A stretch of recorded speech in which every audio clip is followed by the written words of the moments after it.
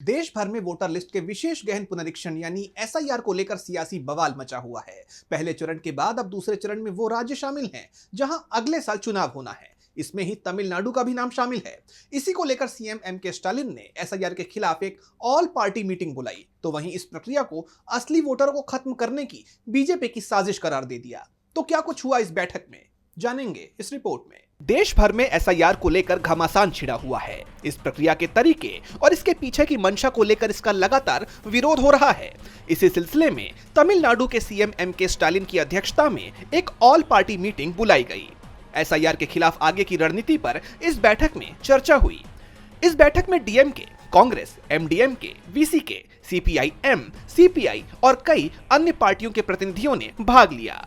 हालांकि एएमएमके, NTK, PMK और TMC जैसी पार्टियों ने इससे दूरी बनाए रखी। इस बैठक में सीएम एम.के. स्टालिन ने अपनी चिंता व्यक्त करते हुए कहा कि बिहार में इसी तरह के एसआईआर के कारण लोगों को उनके मताधिकार से वंचित किया गया और उन्हें धमकाया गया। तमिलनाडु सहित अन्य राज्यों में भी ऐसा ही किया जाएगा।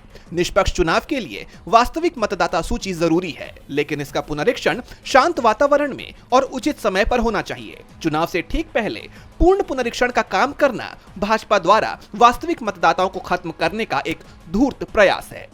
जैसा कि आप जानते हैं कि अगले साल होने वाले विधानसभा चुनाव से पहले चुनाव आयोग के इस कदम का सत्तारूढ़ डीएमके और उसके सहयोगी दल कड़ा विरोध कर रहे हैं, क्योंकि जिन राज्यों में दूसरे चरण का एसआईआर होना है उनमें तमिलनाडु भी शामिल है।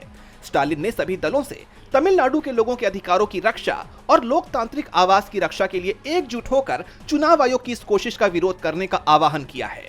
अब इस विरोध के बावजूद अगर चुनाव आयोग राज्य में एसआईआर की प्रक्रिया को लागू करता है तो फिर ये टकराव और तेज हो सकता है। डीबी लाइव की रिपोर्ट।